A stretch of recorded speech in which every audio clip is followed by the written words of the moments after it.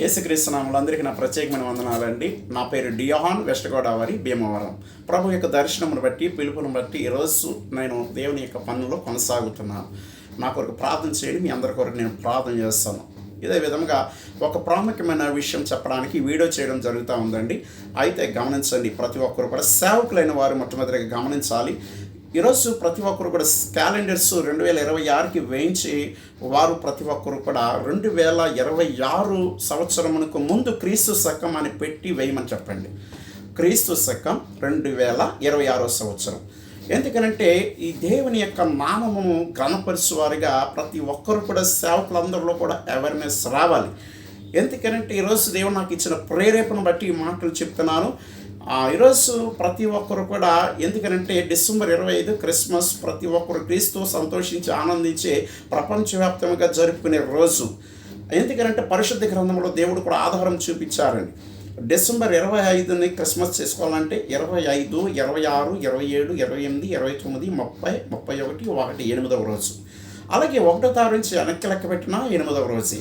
అయితే యేసుక్రీస్తు ప్రభువారు కూర్చున్నప్పుడు చూడండి, లోకాసువార్త 2వ అధ్యాయం 1వ వచనంలో చూసినప్పుడు, ఆ దినములలో సర్వలోకమునకు ప్రజాసంఖ్య వ్రాయవలనని కైసరు ఐగుస్తు వలన ఆజ్ఞ ఆయను అని చెప్పి వాక్యం సెలవిస్తుంది. కురేనియా, సిరియా దేశమునికి అధిపతి అయినటువంటి ఈ యొక్క కైసరు ఆజ్ఞ ఇచ్చినప్పుడు సర్వలోకములో అందరూ ఎంతమంది ఉన్నారు అనేది ప్రజాసంఖ్య వ్రాయడం మొట్టమొదటిగా ఆ రోజు ప్రారంభమైంది.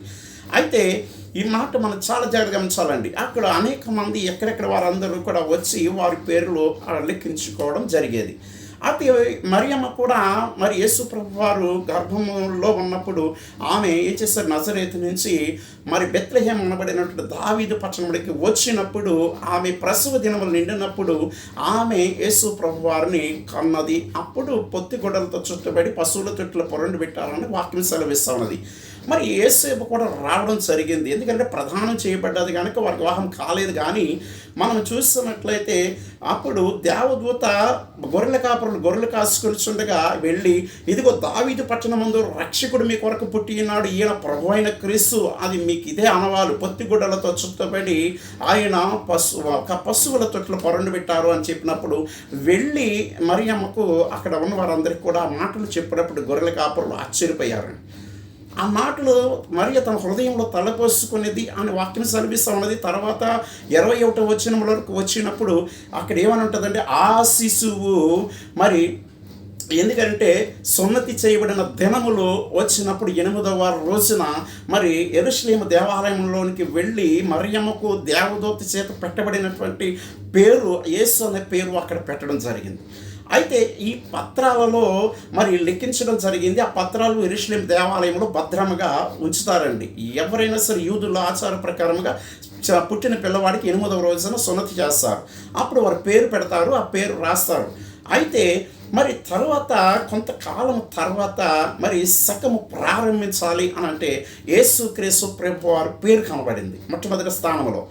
అయితే ఎందుకు అంటే ఒక మాట గమనించినట్లయితే ఆయన 33.5 సంవత్సరములు జీవించిన కాలంలో 3.5 సంవత్సరములు ఆయన రాజ్య సువార్త ప్రకటించినప్పుడు పుట్టి గుడ్డి వారికి చూపిస్తున్నారు, పుట్టి మూగ వారికి మాటలు ఇస్తున్నారు, పుట్టి చెవిటి వారికి వినికిడిచ్చారు, అలాగే కుంటి రోగులు నడవలేని వారిని పుట్టి కుంటి వారిని నడిపించారు, అలాగే కుష్ఠ రోగులను స్వస్థపరుస్తున్నారు, పశుగల రోగులను స్వస్థపరుస్తున్నారు, దురాత్మ పట్టిన వారిని విడిపిస్తున్నారు, సర్వ రోగములు పట్టిన వారిని విడిపిస్తున్నారు, చనిపోతున్న వారిని సైతం తిరిగి లేపుతున్నారు, చనిపోయిన వారిని కూడా తిరిగి లేపారు.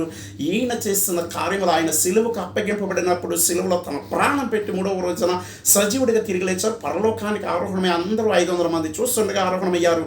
అంటే ఆయన చేసిన కార్యములు వివరించి వ్రాయబడాలంటే భూలోక గ్రంథం అనేది నాకు చాలా మంది తోచుతున్నదని యోహాను సువార్త 21వ అధ్యాయం 25వ వచనంలో చెప్పినట్లుగా మరి గొప్ప కార్యములు, ఆశ్చర్యకార్యములు ప్రపంచంలో సర్వలోకములు అందరినీ కూడా ఆశ్చర్యపరిచే కార్యాలు చేసినప్పుడు యేసు ప్రభు వారు మొట్టమొదటి స్థానంలో కనబడ్డారు. శకము ప్రారంభించాలంటే యేసుక్రీస్తు పేరును బట్టి ఆ రోజు ప్రారంభించడం జరిగిందండి. ఎందుకంటే ప్రతి ఒక్క ఆ రోజున ఉన్నటువంటి ప్రతి ఒక్కరు కూడా అంటే డేట్ ఆఫ్ బర్త్ ప్రతి ఒక్కరిది కూడా ఈ రోజు వరకు కూడా డేట్ ఆఫ్ బర్త్ క్రీస్తు శకమే ప్రారంభం. అయితే ప్రపంచ దేశాలు స్థాపించబడడం కూడా క్రీస్తు శకమే.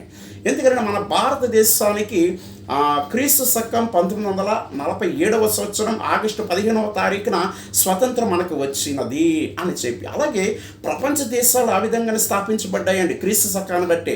అలాగే ఇజ్రాయెల్ దేశం మనకు స్వాతంత్రము కూడా అప్పుడే వారు ఇవ్వడం జరిగింది, స్వతంత్రము ఆ రోజు రావడం జరిగింది. అదే విధముగా మరి ఈరోజు మనం చూసినట్లయితే క్రీస్తు శకమునకు ఆధారము పరిశుద్ధ గ్రంథంలో దేవుడు ఆయన చూపించారు మనకి. అలాగే ఆ రోజు జూయిష్ క్యాలెండర్ కానీ గ్రెగోరియన్ క్యాలెండర్ కానీ ప్రపంచ దేశాల్లో ప్రతి క్యాలెండర్ మీద మరి క్రీస్తు శకం అనేది కంపల్సరీగా ప్రతి క్యాలెండర్ మీద ఉండేదండి.